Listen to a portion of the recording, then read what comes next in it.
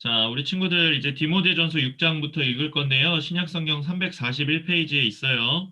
6장 1절부터 이제 쭉 읽고 디모데 후서까지 좀 가서 마무리했으면 좋겠습니다. 좀 신속하게 진행을 할게요.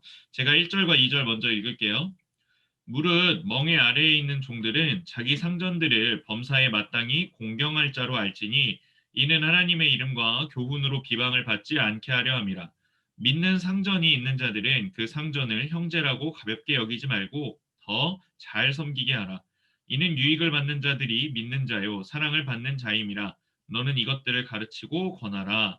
아멘. 그러니까 이제 종들이 상전, 그러니까 주인을 어떻게 대해야 되느냐에 대해서 나와 있는데요. 마땅히 공경하고, 공격이 아니에요. 공경이에요. 마땅히 공경하고 하나님의 이름과 교훈으로 비방받지 않도록 잘 섬겨주래요. 그 가운데 특별히 자신의 상전, 주인이 믿는 사람이 있는 경우에는 그럴 수 있잖아요. 내 주인이 하나님을 믿는 사람이면 나랑 이 믿음 안에서 형제인데, 그럼 주인이나 나나 형제인데라고 하면서 이제 여기지 말고 오히려 더욱 더 잘 섬겨주라라고 이야기를 합니다. 믿는 주인 같은 경우에는 어, 이것이 이제 유익을 받는 자들이 그러니까 우리의 섬김을 받는 자들이 믿는 자이기 때문이고 사랑을 받는 자들이기 때문입니다. 즉 쉽게 말해서 우리가 만약에 주인이 우리는 뭐 요새는 신분 사회가 아니니까 신분이 없지만 만약에 여러분들이 누군가를 섬겨야 될 대상이 있다면 예를 들어서 좀 쉬운 예로 들어드릴게요. 여러분 각 학교 반에 담임 선생님이 계시면 일단 담임 선생님 말씀을 잘 들으라는 이야기예요. 어쨌든 담임 선생님이 여러분보다는 윗분이죠, 그렇죠? 그런데 특별히 담임 선생님이 하나님을 믿는 분이면 담임 선생님 교회 다니고 하나님 열심히 믿으니까 우리가 뭐 좀 잘못해도 봐주시겠지라고 생각하는 게 아니라 오히려 그런 담임 선생님을 만났다면 더욱 감사히 여기고 담임 선생님 말씀을 다른 선생님들보다 오히려 더 잘 들어드려야 된다라는 이야기입니다. 무슨 이야기인지 아시겠죠? 왜냐하면 담임 선생님을 괴롭히지 않는 것이 또한 그리스도 안에서 하나 된 형제 자매를 괴롭히지 않는 길이잖아요. 왜냐하면 주님, 그 담임 선생님도 주님을 믿는 분이라고 한다면 그런 이야기를 지금 하고 있고요. 우리 6장 3절부터 10절까지 우리 현기가 먼저 읽어주세요. 물은 멍에 아래에 있는 종들은 3절부터, 자기 상, 예? 3절부터. 3절부터 10절. 누구든지 다른 교훈을 하며 바른말 곧 우리 주 예수 그리스도의 말씀과 경건에 관한 교훈을 따르지 아니하며 그는 교만하여 아무것도 알지 못하고 변론과 언쟁을 좋아하는 자니 이로써 돌기와 분쟁과 비관과 악한 생각이 나며 마음이 부패하여지고 진리를 잃어버려 경건을 이익의 방도로 생각하는 자들의 다툼이 일어나느니라. 그러나 자족하는 마음이 있으면 경건은 큰 이익이 되느니라. 우리가 세상에 아무것도 가지고 온 것이 없음에 또한 아무것도 가지고 가지 못하리니 우리가 먹을 것과 입을 것이 있은즉 족한 줄로 알 것이니라. 도하려 하는 자들은 시험과 올무와 여러 가지 어리석고 해로운 욕심에 떨어지나니 곧 사람으로 파멸과 멸망에 빠지게 하는 것이라. 돈을 사랑함이 일만 악의 뿌리가 되나니 이것을 탐내는 자들은 미혹을 받아 믿음에서 떠나 많은 근심으로써 자기를 찔렀도다. 네, 감사합니다. 우리가 함께 읽은 부분에 대해서 보면 말 그대로 이제 계속해서 이야기하는 것 중에 디모데에게 강조하는 부분이 다른 교훈을 가르치는 자들을 경계하라는 것과 그리고 이번에는 특별히 어, 만족할 줄 아는 삶을 살아야 되는 것을 꼭 교인들한테 가르치라고 이야기를 하거든요. 그래서 6절 말씀에 보면 자족하는 마음이 있는 사람한테는 경건이라는 것이 큰 유익이 있대요. 그리고 7절에 이렇게 얘기하죠. 우리 어차피 세상에 빈손으로 왔는데 아무것도 가지지 않고 왔는데 아무것도 가지고 갈 것이 없는 삶이잖아 라고 이야기를 합니다. 천국 갈 때 이 땅에 쌓아놓은 것들 다 가져갈 거 아니고요. 그렇죠? 우리 이 땅 가운데 하나님께서 우리에게 재물을 주시는 이유는 우리가 그것들을 잘 관리해서 우리 주변의 불쌍한 이웃들과 어려운 이웃들을 도와줄 수 있는 손이 있게 하려 하심입니다. 근데 우리가 다만 착각하지 말아야 할 것은 이게 무슨 그 다른 종교에서 말하는 공술의 공수거 같은 어차피 인생 무상이다. 뭐 이렇게 어차피 아무것도 얻지 못하는 인생 이런 게 아니라 열심히 일해야 된다는 거예요. 이 땅에서 열심히 일해서 돈을 열심히 벌어야 하는데 문제는 우리 10절 말씀에와 같이 그 돈이 목적이 돼서 열심히 버는 건 아니라는 뜻입니다. 성경이 말하는 거는 너 목표가 뭐야? 그럼 부자요는 꿈이 될 수 없다는 거예요, 여러분들한테. 우리의 꿈은 부자가 아니라 부자가 돼서 그 돈을 어떻게 하나님의 뜻에 맞게 사용하는가에 있어요. 그러니까 자칫 이게 또 오해가 돼서 기독교인은 원래 좀 이렇게 검소하게 사는 거니까 어, 돈을 가지면 안 돼. 마치 막 불교의 무소유 같이 우리는 그렇게 막 돈으로부터 이렇게 매이면 안 돼. 우리 자유로워야 돼. 막 이런 이야기가 아니에요.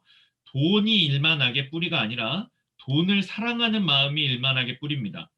그러니까 나는 돈이 너무 좋아. 이런 건 완전히 잘못된 거지만 내가 열심히 일해서 돈을 벌어야겠어라는 게 잘못된 건 아니라는 뜻이에요. 왜냐하면 노동은 하나님이 사람에게 주신 굉장히 귀중한 가치거든요. 수고하여야 먹을 것을 얻게 만들어 놓으셨잖아요. 사람이 죄 지은 이후에.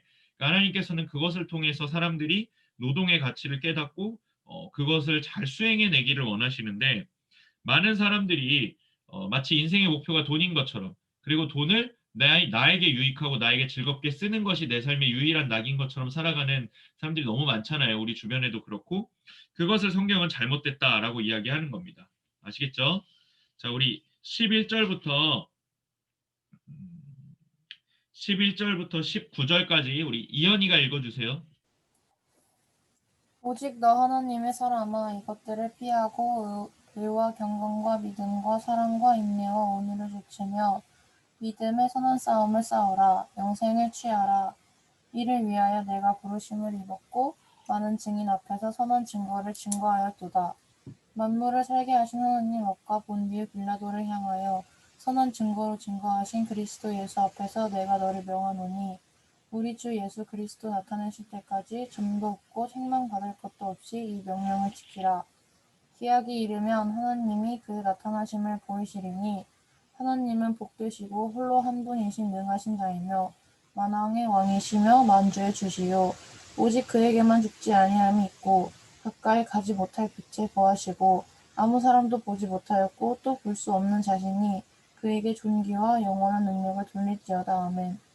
내가 이 세대의 부한자들을 명하여 마음을 높이지 말고 정함이 없는 재물에 소망을 두지 말고 오직 우리에게 모든 것을 후히 주사 누리게 하시는 하나님께 두며 선한 일을 행하고 선한 사업에 부하고 나눠주기를 좋아하며 동정하는 자가 되게 하라.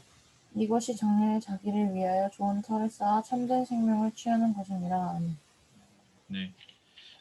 지금 11절부터 이제 선한 싸움을 하는 것에 대해서 이야기를 하는데요. 그 믿음의 선한 싸움을 해야 된다는 것은 이 시대에 살아가는 그리스도인 모두에게 공통으로 주어진 과제 같은 겁니다. 안 싸우면 못 이겨요. 그렇죠? 근데 우린 이 시대를 이겨야 된다는 사명감을 갖고 있는 사람들인데 싸워야 할 때 또 싸워야 되거든요. 근데 싸울 때는 피하고 피해야 될 땐 싸우는 방식으로 살아가다 보면 신앙생활을 제대로 유지할 수가 없습니다. 어, 예수께서 우리를 위하여 죽으신 이후에 모든 우리의 죄의 문제가 해결됐지만 그렇다고 우리가 살아가면서 이 땅에서 더 이상 할 일이 없다는 뜻은 아니거든요. 우리가 주를 믿고 주를 따르는 것은 언제나 이 믿음의 선한 싸움을 계속해서 해나가고 있다라는 것을 증거하기 위함입니다. 즉 세상 사람들은 세상의 유혹이 올 때 지잖아요. 그렇죠? 세상이 이겨요, 그들은. 근데 우리는 오직 그리스도 예수의 이름에 의지해서 우리가 이 싸움을 해나가고 하나님께서 우리에게 승리를 주실 때까지 버텨나가면서 최후에는 승리를 얻는 우리 그 찬송가 퀴즈에도 있었죠. 최후 승리를 얻기까지.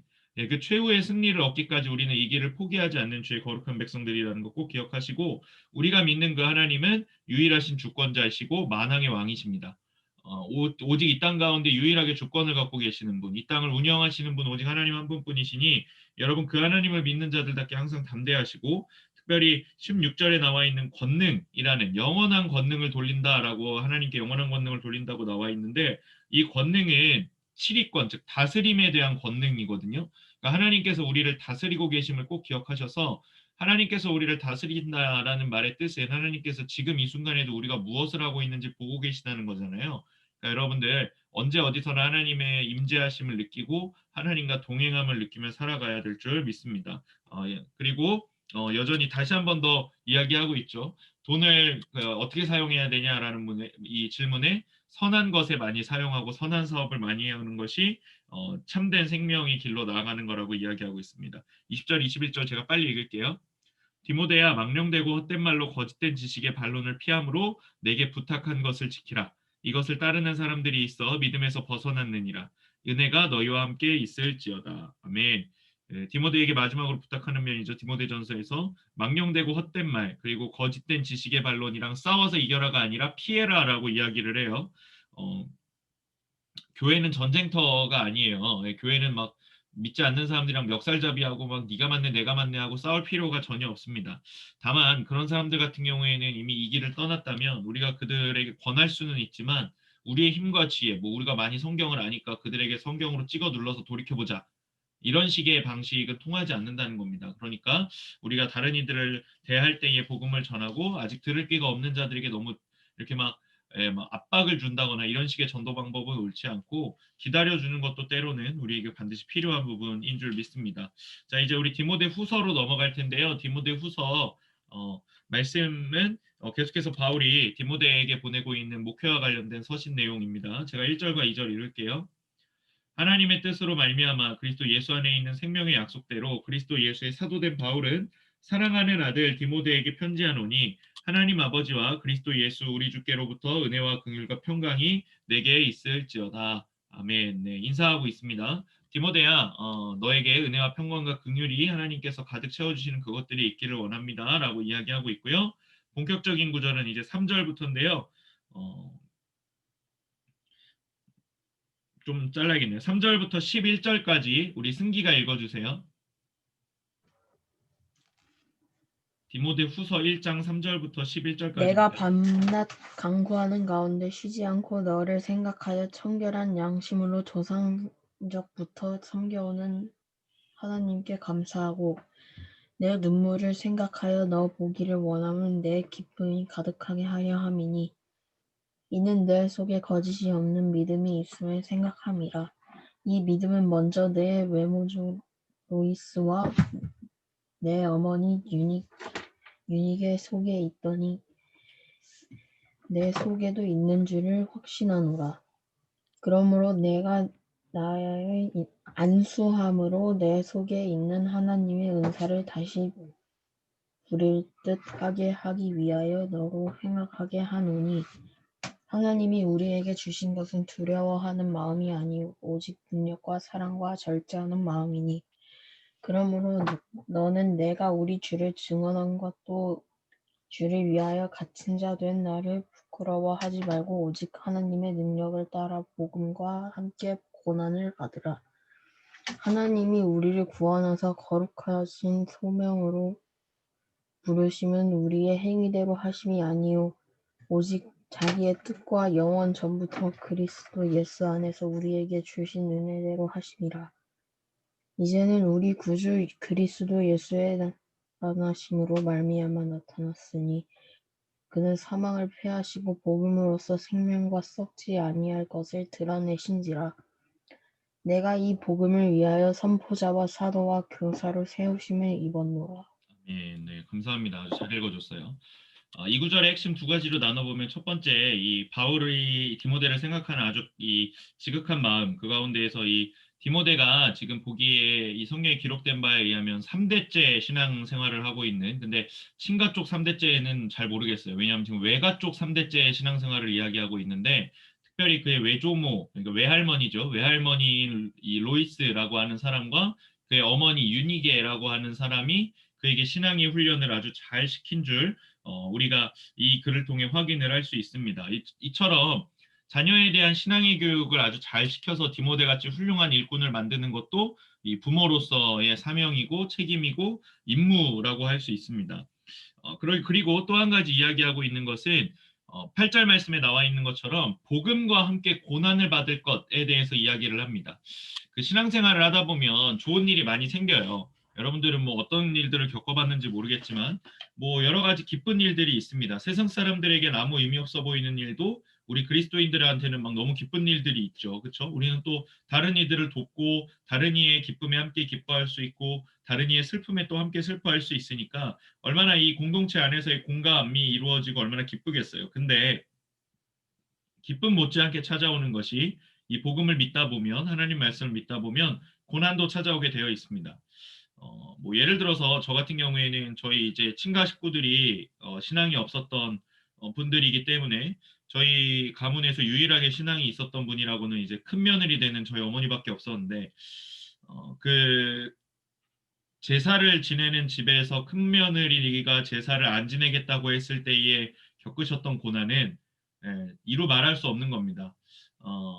이제 온갖 그 고모들 뭐 아니면 뭐 저희 그 고모부들 또 그리고 뭐 여러 가족 식구 할아버지 할머니는 말씀드릴 것도 없고 뭐 여러 이 친가 식구로부터 어머니가 받았던 이 고난이라는 것은 분명히 엄청난 것이었거든요. 저도 몇 번 본 적이 있는데 그럼에도 불구하고 어머니가 끝까지 이 신앙의 길을 포기하지 않은 것은 아닌 건 아니기 때문이에요. 고난에 당한다 할지라도 그렇다고 아닌 걸 맞다고 할 수는 없는 겁니다. 신앙인들에게는 주님께서 우리에게 다른 신에게 절하지 말라라고 말씀하셨으니 우리는 그 제사상에 절할 수 없다는 분명한 이 원리를 갖고 살아가야 되는 거고요. 그 외에도 많습니다. 뭐 제가 여러 번 말씀드린 것처럼 뭐 교회에서 학교에서 방학 때 수련회 안 보내준다고 해서 뭐 자율학습 다 빠졌다가 선생님한테 얻어맞은 적도 많고요. 뭐 여러 가지 사연들이 있을 겁니다. 여러분도 각자 집에서 또 아직 부모님이 신앙이 그렇게 깊지 않은 분들 같은 경우에는 그것으로 인해 고난당하고 계실 수도 있고요.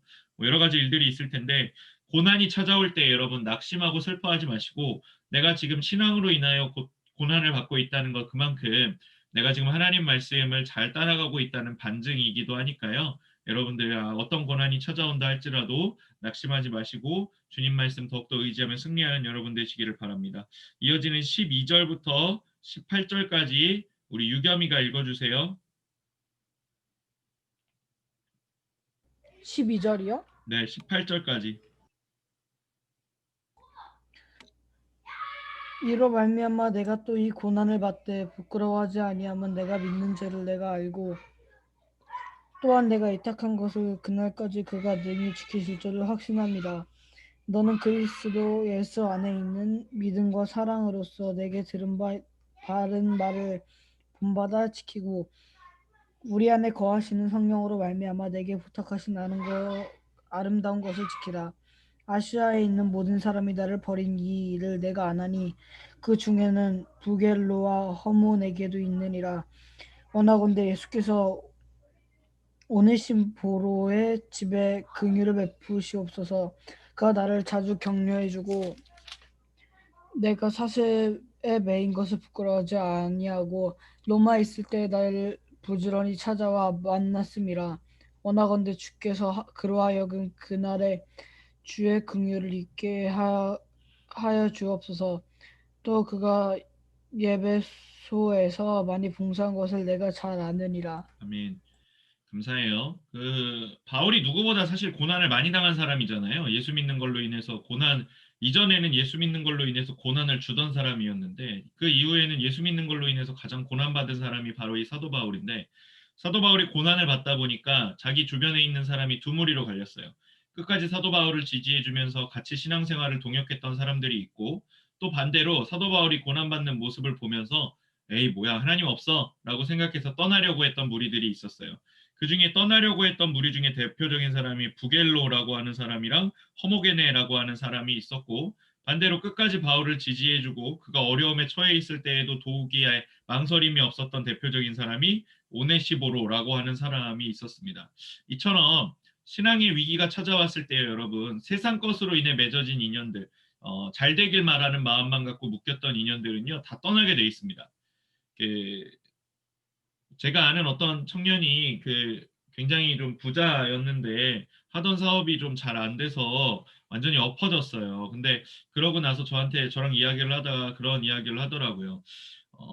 이게 다 망하고 나니까 누가 진짜 나를 위해 기도해 주던 사람들인지가 드러나더라.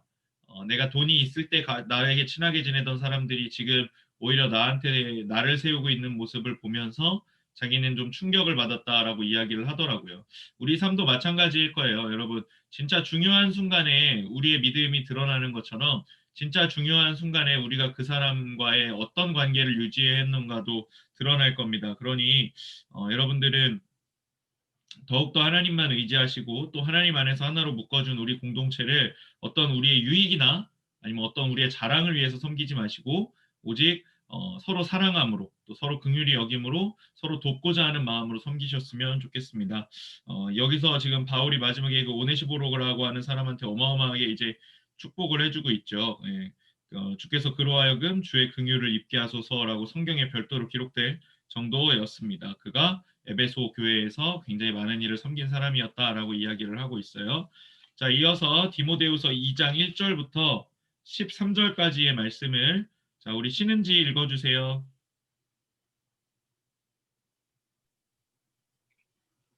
내 아들아, 그러므로 너는 그리스도 예수 안에 있는 은혜 가운데서 강하고 또 내가 많은 증인 앞에서 내게 들은 말을 충성된 사람들에게 부탁하라. 그들이 또 다른 사람들을 가르칠 수 있으리라. 너는 그리스도 예수의 좋은 병사로 나와 함께 고난을 받아 병사로 복무하는 자는 자기 생활에 얽매이는 자가 하나도 없나니 이는 모집한 자를 기쁘게 하려 함이라.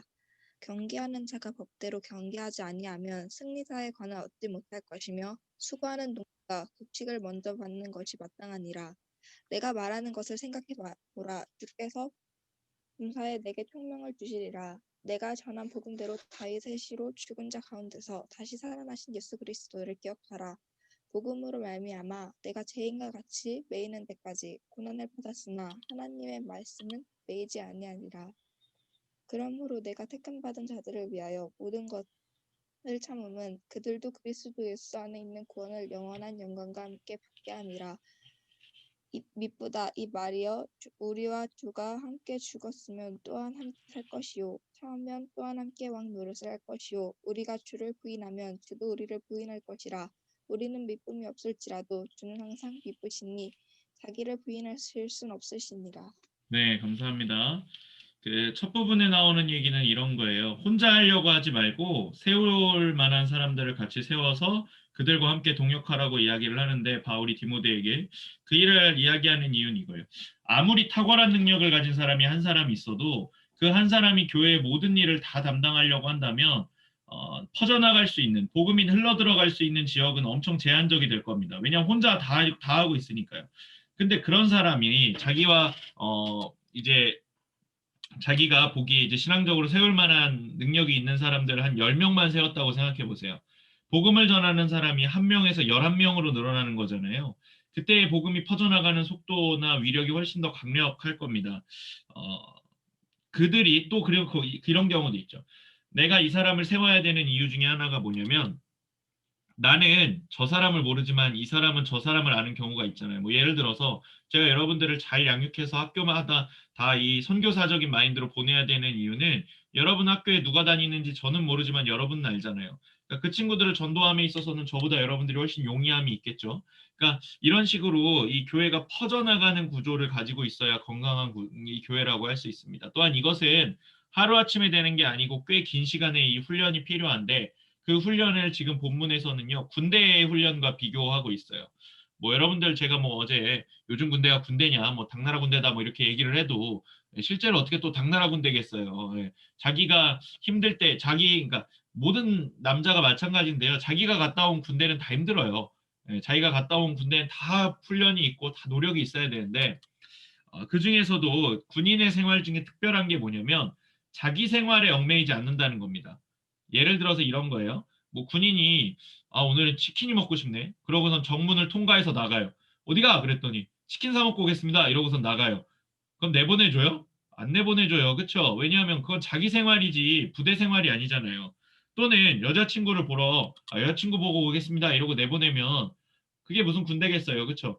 포기할 건 포기하고 막히는 건 막히고 안 되는 건 안 되고 참을 건 참으면서 훈련받는 곳이 군대입니다. 지금 그 군대를 비교하고 있는 거예요. 우리 신앙생활을. 또한 그 경기하는 자가 법대로 경기해야 이긴다라고 되어 있는데 아까 이야기했던 운동 경기의 규칙과도 마찬가지인데 운동 경기에서 이기려면 운동 경기 규칙대로 해야 되는 거죠. 그렇죠? 정해진 규칙대로 해야 승리자라는 칭함을 받을 수 있습니다. 또 농부도 마찬가지예요. 열심히 일한 농부가 먹을 것이 많이 생기는 것도 당연한 겁니다. 이런 것처럼 여러분 그 마땅한 것을 주시는 거예요. 항상 신앙에 있어서의 얻는 것은 우리가 조금 수고했는데 많이 주시지 않고요. 우리가 하나님께 수고한 것만큼 하나님께서는 꼭 채워주시는 겁니다. 그리고 이 말씀을 남기신 하나님은 계속해서 미쁘다라고 이야기를 하는데 믿을만하다 정도로 해석하시면 좋아요, 여러분은. 우리에게 계속 이런 말씀을 주시는 하나님은 믿을 만한 분입니다. 그 마지막 13절 말씀에 우리는 믿음이 없을지라도 주는 항상 믿으시니 자기를 부인하실 수 없다라고 되어 있죠. 우리는 여러분 우리가 봐도 우리는 참 못 믿었잖아요. 하루에도 몇 번씩 결심을 깨트리고 하루에도 몇 번씩 포기하고 말을 바꾸는 게 사람인데 근데 하나님 그러시지 않다고요. 하나님은 그러시지 않은 이유가 하나님께서는 시건치 않는 분, 그러니까 거짓말하지 않는 분이라고 성경 곳곳에 써 있기 때문에 만약에 하나님께서 말을 바꾼다거나 거짓말을 하시면 자기가 하신 말씀에 부딪히는 거죠. 그러니까 자기를 부인하실 수 없잖아요, 하나님이. 그런 이야기를 하고 있는 겁니다. 자, 이어서 14절부터 26절까지 좀 길어요.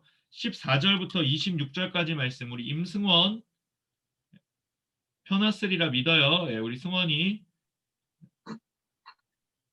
디모데후서 2장 14절부터 26절까지 읽어주세요. 14절부터요. 네, 너는 그들로 이 일을 기억하게 하여 말다툼을 하지 말라고 하느님 앞에서 엄히 명하라. 이는 유익이 하나도 없고 도리어 듣는 자들을 망하게 함이라. 너는 진리의 말씀을 옳게 분별하며 부끄러울 것이 없는 일꾼으로 인정된 자로 자신을 하나님 앞에 드리기를 힘쓰라. 망령되고 헛된 말을 버리라.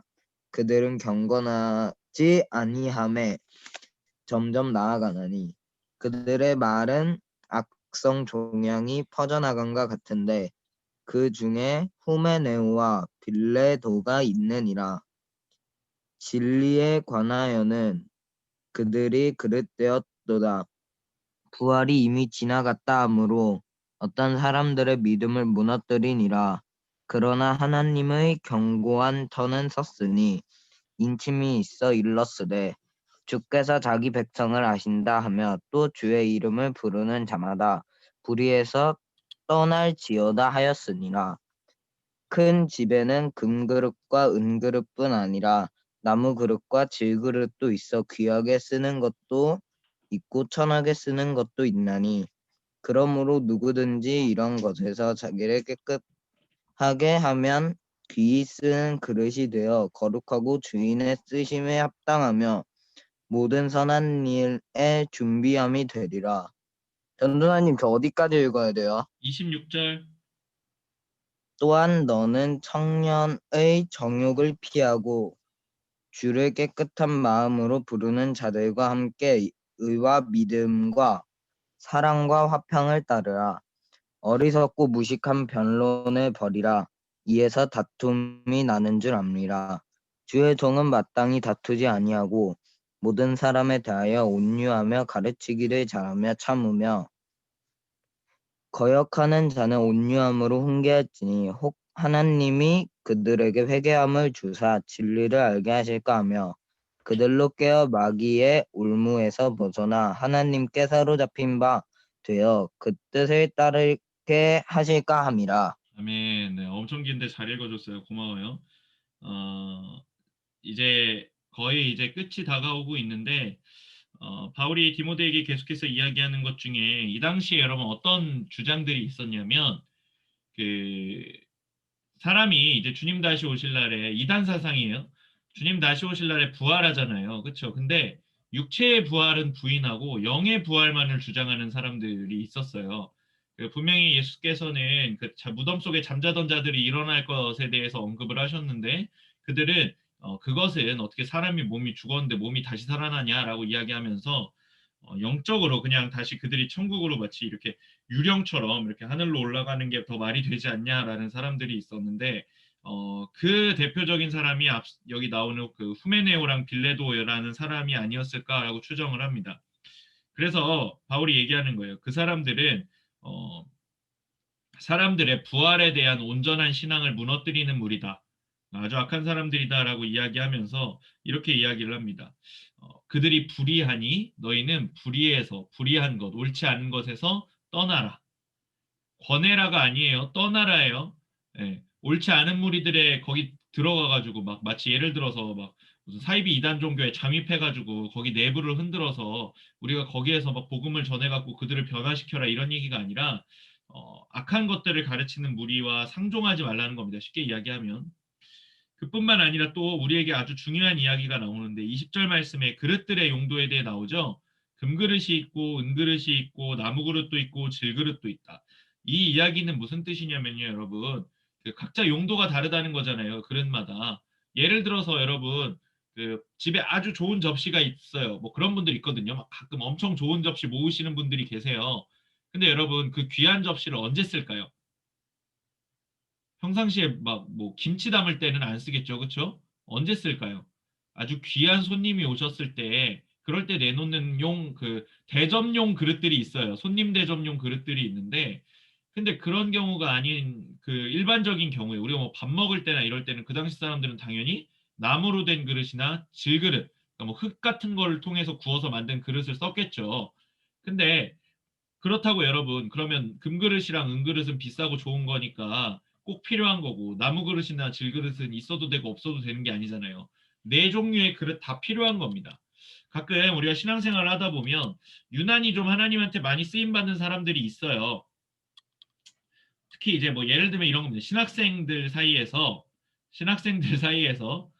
가장 많이 나오는 얘기 중에 하나가 그 원래는요, 제가 여러분 너무 이 설린교회 오래 꽉 눌러 앉아 있어갖고 여러분들이 못 느끼는 거지만 이 11월부터 1월까지가 보통 이제 교역자들 교체 시즌이거든요. 그 이제 한 해 사역을 마무리하는 교역자들이 이제 다른 교회로 떠나기도 하고 뭐 이러는 시즌이에요. 근데 이때 사람들 이 교역자들 사이에서 어느 교회에 가서 뭐 어느 정도의 대접을 받느냐를 뭐 중요시 생각하는 사람들이 있어요. 그러고 또 이렇게 얘기를 해요. 저 사람은 뭐 자기 역량에 비해서 참 좋은 교회에 보냄을 받아서 좋겠네, 부럽다, 뭐 이렇게. 아니면 뭐 여러분들 사이에서도 마찬가지죠. 뭐 아니 쟤는 얼굴도 잘생겼는데 쟤는 공부도 잘하네. 그리고 쟤는 운동도 잘하네. 와, 진짜 심하다. 반칙이다, 반칙. 근데 뭐라고? 교회도 다닌다고? 야, 하나님 불공평하신 분이 틀림없어. 이렇게 생각할 수 있잖아요. 그렇지만 성경은 뭐라고 이야기하냐면 남들 앞에서 크게 쓰임 받아야 되는 그릇도 있지만 반대로 사소한 부분들에서 쓰임 받아야 되는 사람들도 있는 거예요. 하나님께서 천국에 들어갈 때 그들에 대해서 차별하시는 것이 아니라 하나님께서 보시는 것은 마치 5달란트 받은 종이랑 2달란트 받았던 종이 남긴 양은 달랐지만 똑같이 칭찬받았던 것처럼 너희가 나의 명령에 순종했느냐가 중요한 거예요. 시기, 질투, 미움 이런 것들에 얽매이면 안 되고 하나님께서 내게 주신 용도, 나를 쓰시고자 하는 뜻에 맞게 사용됐느냐가 중요합니다. 그리고 청년의 정욕을 피하라, 마귀의 올무에서 벗어나라 라고 이야기를 하는데 원어적으로 해석하면 이 정욕이라는 말은요, 쉽게 이야기하면 육체적인 욕망을 따르거나 아니면 악한 것을 원하는 마음을 이야기합니다. 그러니까 뭐 정욕이라 그러면 왠지 막 이렇게 성적이고 이런 것만 생각하기 쉬운데 여러분들 중에 막 저 친구 막 술 마시는 모습이 멋있어 보이는데 근데 그거 악한 거잖아요. 근데 그 악한 걸 원하는 거잖아요. 술 마셔보고 싶고 담배 펴보고 싶고 이런 마음을 성경은 정욕이라고 표현을 하는 겁니다. 육신에 따라서 살고자 하는 마음이니까요. 자, 이제 3장 읽겠습니다. 거의 다 왔어요, 이제. 자, 3장 1절부터 또 한번 잘라야겠네요. 3장 1절부터 9절까지 3장 1절부터 9절까지 임승환 읽어주세요.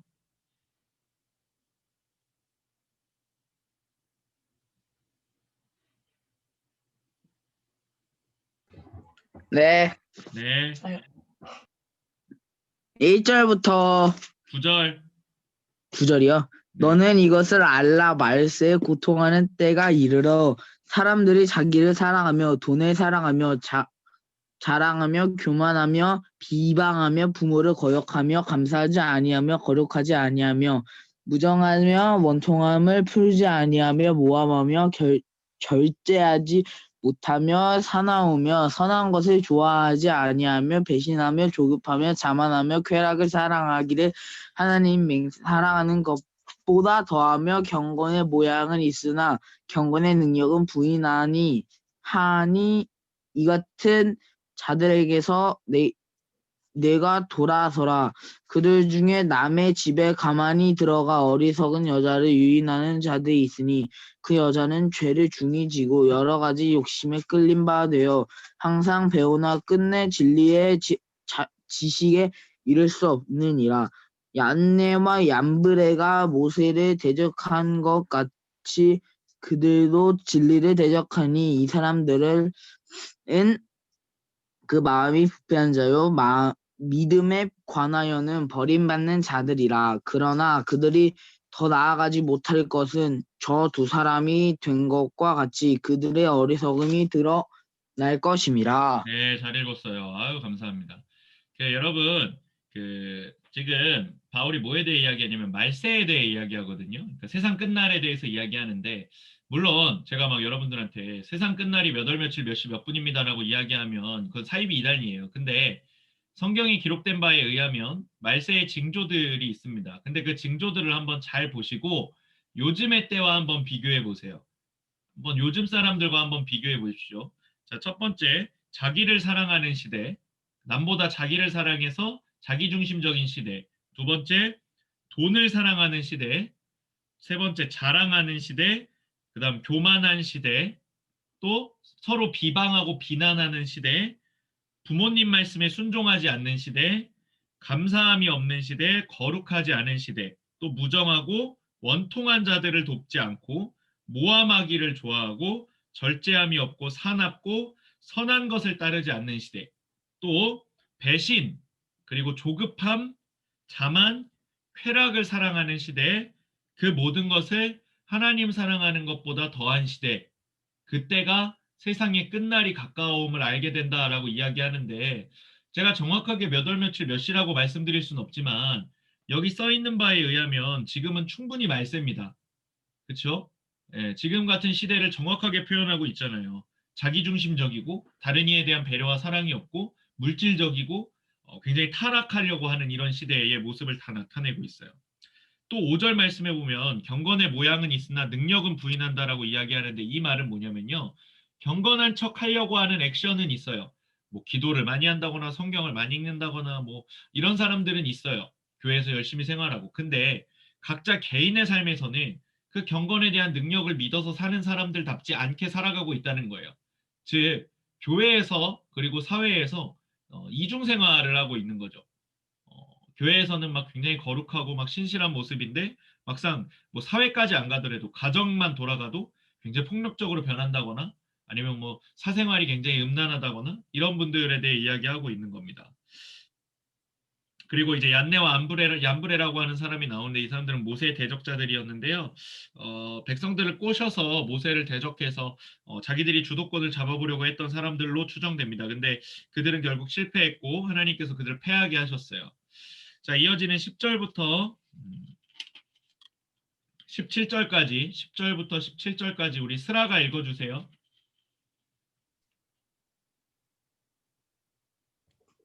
3장이에요? 네, 3장, 디모데후서 3장 10절부터 17절.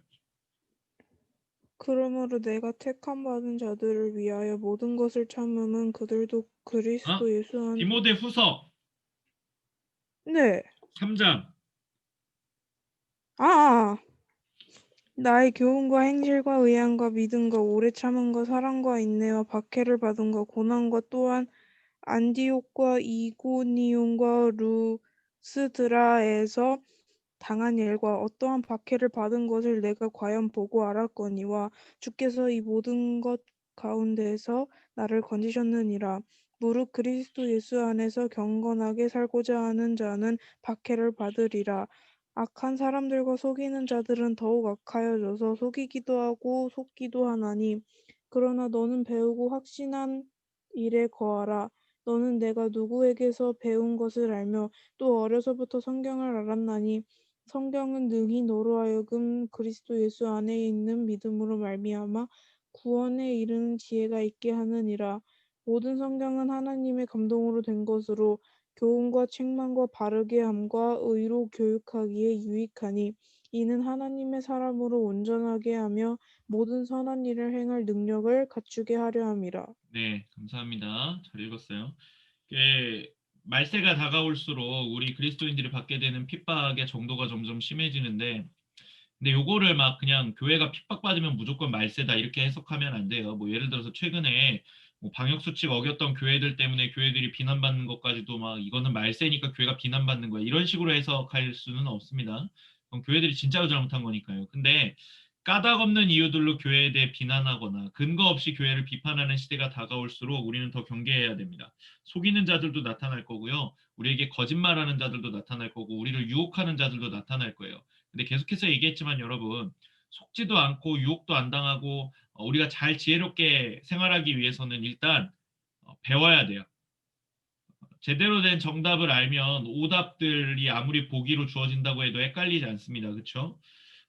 그래서 우리 이번 올해 2021년 교회의 주제 말씀, 표 말씀인 디모데후서 3장 14절 말씀에 배우고 확실한 일에 거해야 된다라고 기록하고 있죠. 그렇죠?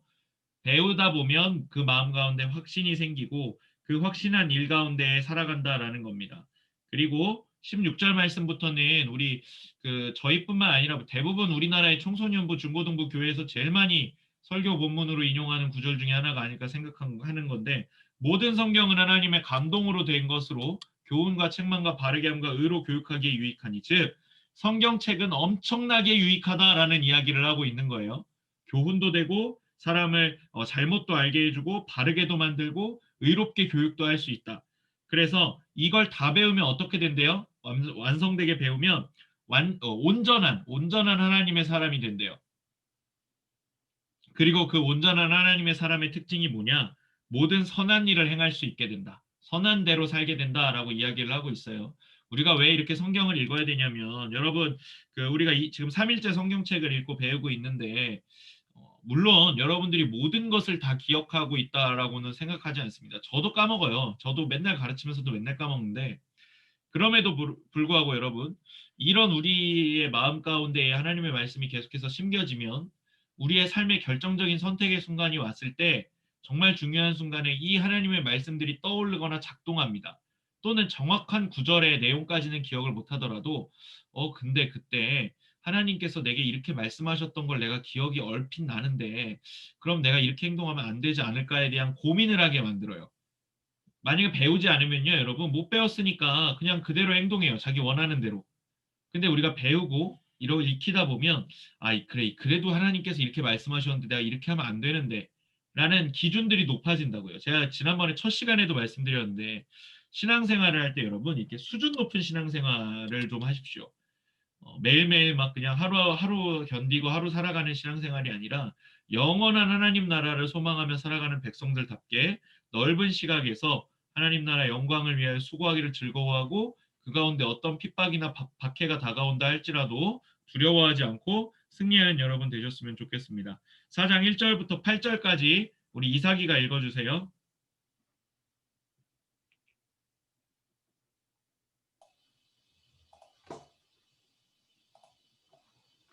하나님 아까 살아있는 자와 죽은 자를 심판하실 그리스도 예수 앞에서 그가 나타나실 것과 그의 나라를 두고 엄히 명하노니 하는 말씀을 전파하라. 때를 얻든지 못 얻든지 항상 힘쓰라. 범사의 오래 참음과 가르침으로 경책하며 경계하며 권하라. 때가 이르리니 사람이 바른 교훈을 받지 아니하며 귀가 가려워서 자기 사역을 따를 수순을 많이 두고 또 그 귀를 진리에서 돌이켜 허탄한 이야기를 따르리라. 그러나 너는 모든 일에 신중하여 고난을 받으며 전도자의 일을 하며 네 직무를 다하라. 현재와 같이 내가 벌써 부어지고 나의 떠날 시각이 가까웠도다. 나는 선한 싸움을 싸우고 나의 달려갈 길을 마치고 믿음을 지켰으니 이제 후로는 나를 위하여 의의 면류관이 예비되었으므로 주 곧 의로우신 재판장이 그날 내게 주실 것이며 내게만 아니라 주의 나타나심을 사모하는 모든 자에게 도니라. 아멘. 네. 잘 읽었어요. 이제 아마 여러분들도 요 이제 뉘앙스를 읽다 보면 느껴지실 것 같기는 한데 이제 거의 이제 유언에 가까운 이야기를 향해 가고 있습니다. 바울에게는. 바울이 이렇게 얘기해요. 디모데에게 자기 아들과도 같은 바울은 독신자였거든요. 그래서 사실은 육신의 아들은 기록되어 있지 않고요. 이제 영적인 아들로 삼고 있었던 이가 디모데였는데 디모데야라고 하고 생각하고 읽으시면 좋아요. 말씀을 전파해라. 되든 안 되든 생각하지 말고 그냥 힘써서 말씀을 전파해라. 모든 일에 오래 참고 가르치고 사람들에게 올바른 이야기를 전해줘서 그들이 잘못된 행동에 빠지지 않게 하고 말세가 되면 사람들이 때가 이르러 이 너가 아무리 좋은 얘기, 옳은 얘기, 바른 이야기, 하나님의 뜻을 전한다고 해도 안 들을 거야. 그런데 너는 신중하게 그리고 고난을 감당하면서까지도 끝까지 너에게 맡겨진 일을 다 감당해야 된다라고 이야기합니다. 그리고 이제 6절부터는 바울이 이제 자기 인생에 대해서 아주 짧게 회고한다라고 생각하시면 좋거든요. 전제와 같이 내가 벌써 부어졌다라고 돼 있는데 이 전제는 제사법의 종류 중에 하나인데 그러니까 쉽게 말하면 이제 자기가 제사의 제물로서 이제 마지막 태워질 때가 되었다라는 이야기예요. 그래서 6절에 내가 전제의 제물처럼 부어지고 즉 내가 제물로 드려지고 마지막에 뭐라고 하냐면 나의 떠날 시각이 가까웠다라고 이야기를 해요. 이제는 내가 하나님 곁으로 갈 날이 멀지 않은 것 같다. 근데 나는 어떤 삶을 살았냐면 선한 싸움을 싸우고 나의 달려갈 길을 마치고 믿음을 지킨 삶. 끝까지 내 이 믿음의 경주를 잘 완수한 삶을 살았으니 이제 후로는 즉 내가 죽고 난 뒤에는 나를 위하여 저 하늘에 의의 면류관이 예비되었으므로 곧 주 의로우신 재판장이 예수님께서 내게 주실 것이고 근데 그 의의 면류관은 내게만 너 잘했으니까 너 1등이니까 너만 준다가 아니라 주님 다시 오실 날 주님의 나타나심을 사모하는 기다리고 기대하는 모든 사람에게 주실 만한 것이다 라고 이야기를 합니다.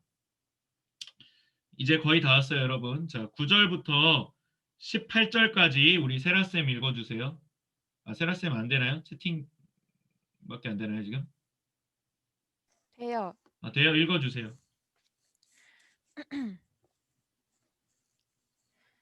너는 어서 속히 내게로 오라.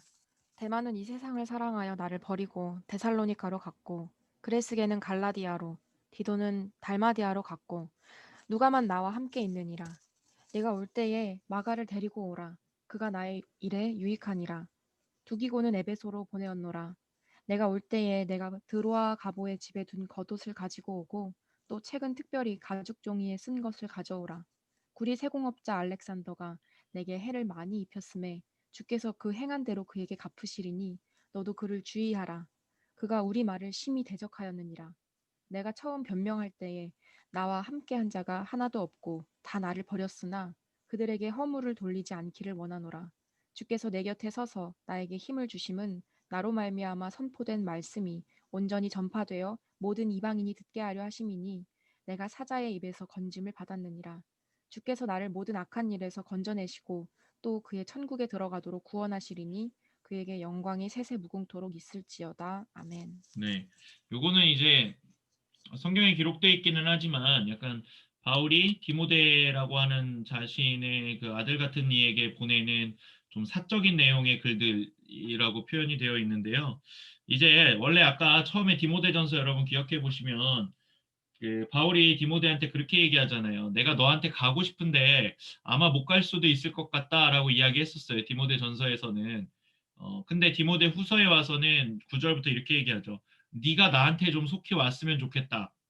라고 이야기를 해요. 도저히 자기가 갈 수 있는 상황이 안 되는 거예요. 감옥 생활에 너무 지쳐 있기 때문에 그 중에서 이제 자기와 함께 하던 이들이 자기를 떠난 이야기를 하는데 그 중에서 하나가 이 데마라고 하는 사람입니다. 데마라고 하는 사람은 다른 사역 때문에 그러니까 바울을 떠난 게 아니라 세상으로 돌아가 버렸다라고 이야기를 하고 있어요. 그가 세상을 사랑하여서 데살로니가로 떠나버렸고 세상을 사랑함으로 그 외에 여러 사람들이 다 떠났는데 오직 누가라고 하는 한 사람만 나와 같이 있느니라.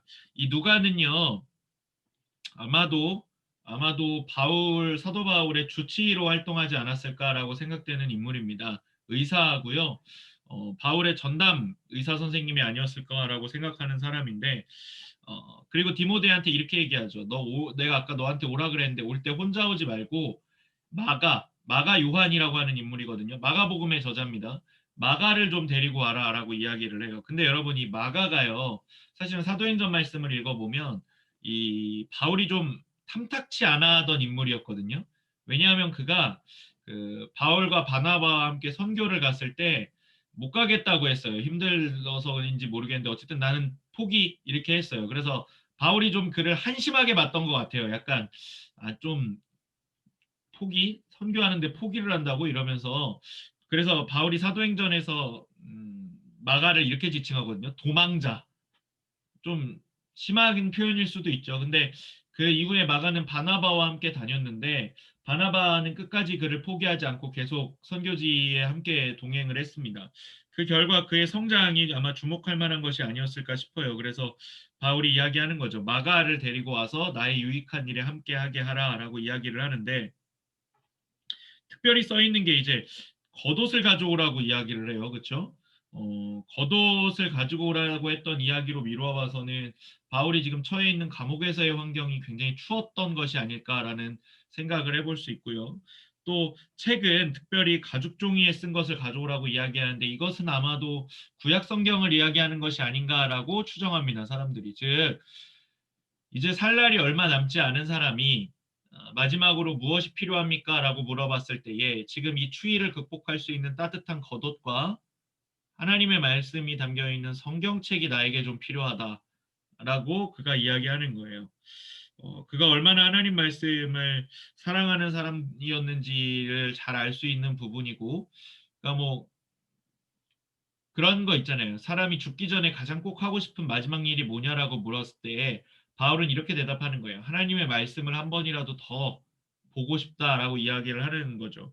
그리고 14절 말씀에 보면은 그 디모데전서 아까 읽었던 부분에도 나왔던 알렉산더라는 사람이 또 나오는데 이 사람이 굉장히 바울을 방해했던 사람인 것 같습니다. 그가 직업적으로는 구리세공업자였는데 이 사람에 대해서 주의하라는 이야기를 또 덧붙이고 있고요.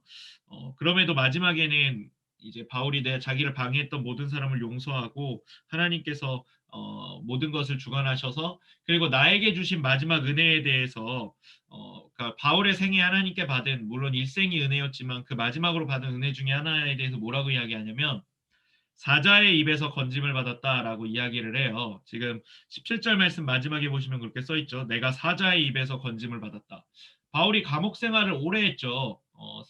예수를 믿는다는 이유로. 근데 이걸 중의적으로 해석을 할 수 있는데 첫 번째는 악한 세력의 유혹에 넘어가지 않았다라고 해석할 수 있어요. 사자의 입에서 건짐을 받았다는 건 내가 끝까지 유혹에 넘어가지 않고 이 믿음의 선한 싸움을 잘할 수 있었다라는 이 해석이 가능하고 또한 어떻게 해석이 가능하냐면 원래는 이 시기에 그 예수를 믿는 자들을 어떻게 대했냐면 그 사자 우리에 던져 넣었어요. 그냥 사람들을. 그 콜로세움이라고 여러분도 아마 들어봤을 거예요. 그래서 예수를 믿는 사람들은 칼이랑 방패 하나 쥐어주고 그 굶주린 사자와 싸우게 했거든요. 근데 여러분 아무리 칼과 방패가 있고 사자가 굶주렸다 하더라도 우리가 사자를 어떻게 이겨요? 근데 사람들이 그 당시에 이제 로마인들은 그 콜로세움에 그렇게 사람을 던져놓고 다 같이 그 관객석을 가득 메우면서 그 싸움을 보는 걸 즐겨했다고 합니다. 살아있는 사람이 사자한테 물어뜯겨 죽는 모습을 보는 걸 스포츠의 하나처럼 여겼대요. 공연의 하나처럼. 근데 바울은 사자의 그 굴에 던져지지 않았어요. 왜냐하면 바울이 로마인이었거든요. 시민권자였기 때문에 로마 시민권을 갖고 있던 사람이라서 그렇게 처참하게 죽일 수는 없었어요. 그거는 이방인에 대한 처벌이었기 때문에. 자, 이제 마지막입니다. 제가 읽고 마무리하겠습니다. 디모데후서 4장 19절이에요. 브리스가와 아굴라 이 둘은 부부입니다. 아주 유명한 부부예요. 여러분 나중에 성경 읽다 보면 만나게 될 겁니다. 사도행전 18장에 나와 있어요. 참고로 브리스가와 아굴라와 및 오네시보로의 집에 문안하라. 에라스도는 고린도에 머물러 있고 드로비노는 병들어서 밀레도에 두었노니 너는 겨울 전에 어서 오라. 으블로와 부데와 리노와 글라우디아와 모든 형제가 다 내게 문안하느니라. 나는 주께서 내 심령이 함께 계실 바라노니 은혜가 너희와 함께 있을지어다. 아멘. 계속해서 마지막으로 이야기하는 거죠. 살아생전에 한 번이라도 더 같이 볼 수 있었으면 좋겠다는 이야기와 함께 또 우리의 사역을 함께 했던 사람들이 지금 어떻게 너를 기다리고 있는지도 이야기를 해주고 있어요. 참 애틋한 사이였다는 생각이 듭니다. 바울이 디모데라고 하는 한 사람을 어떻게 생각했는지에 대해서도 잘 생각이 들고요. 또한 우리도 누군가에게는 디모데일 수 있고요. 누군가에게는 바울이 되어야 할 수도 있으니까요. 여러분들 그 신앙적으로 교제함에 있어서 어렵게 생각하지 마세요. 막 그 청소년부 친구들 중에 청년부 가는 거에 있어서 제일 뭔가 좀 어색해하는 분들 중에 하나가 뭐냐면 왠지 막 청년부 가면 막 되게 거룩한 이야기를 해야 될 것 같고 막 이렇게 막 좀 이렇게 수준 높은 신앙생활을 영위해야 될 것 같은데 난 그렇게 안 될 것 같은데라고 생각하는데 그럴 필요 없습니다. 수준이 낮으면 낮은 대로 높으면 높은 대로 함께 어울려서 교제하는 거예요. 교회는 새신자와 오래 다닌 교회의 교인들이 함께 어울릴 수 있는 거잖아요. 교회라는 곳이. 그러니까 그뿐만 아니라 여러분이 어디에 가든지 간에 서로 지극히 사랑함으로 대하는 여러분 되시기를 간절히 소원합니다. 이번 우리가 지금까지 이제 디모데 후서 말씀까지 다 읽었는데 이제 저녁 7시에 마지막 폐예배 마치고 이제 수련회 마치는데요. 여러분 뭐가 됐든지 간에 어떤 상황이든지 간에 올해는 꼭 가능하면 성경 일독에 도전해 보시기를 바랍니다. 최소한 일독이고요. 뭐 그 이상 하실 수 있는 분들은 그 이상 하셔도 좋을 것 같아요. 제가 지금 여러분 갈라디아서부터 여러분들이 잘 따라왔다면 디모데 후서까지 다 읽었잖아요, 우리. 3일 만에. 그렇죠? 이 정도면 성경 일독할 때 엄청난 이 어드밴티지를 갖고 있는 겁니다. 이제 하루에 한 3장씩만 꾸준히 읽어도 여러분 아마 다 읽을 수 있을 거예요, 얼추. 그러니까 꾸준함으로 도전하시고 그래서 청소년부는 전체 다 꼭 일독하는 부서가 될 수 있기를 소망합니다. 우리 성경 읽는 거 3일 동안 하느라 수고하셨고요. 우리 이제 저녁 7시에 마지막으로 우리 만나게 될 텐데 그때에는 여러분 우리 친구들에게도 한 번 더 권해주셔서 야, 너 성경 읽을 때 많이 빠졌던 것 같은데 그래도 폐예배 때는 꼭 참석해라 라고 권해주시면서 또 이 자리를 풍성하게 함께 교제하는 시간으로 만들었으면 좋겠습니다. 우리 수고하셨고요. 우리 저녁 7시에 또 뵙도록 하겠습니다. 네, 수고하셨어요. 안녕. 수고하셨습니다. 네, 수고하셨습니다. 수고하셨습니다. 네, 수고하셨습니다.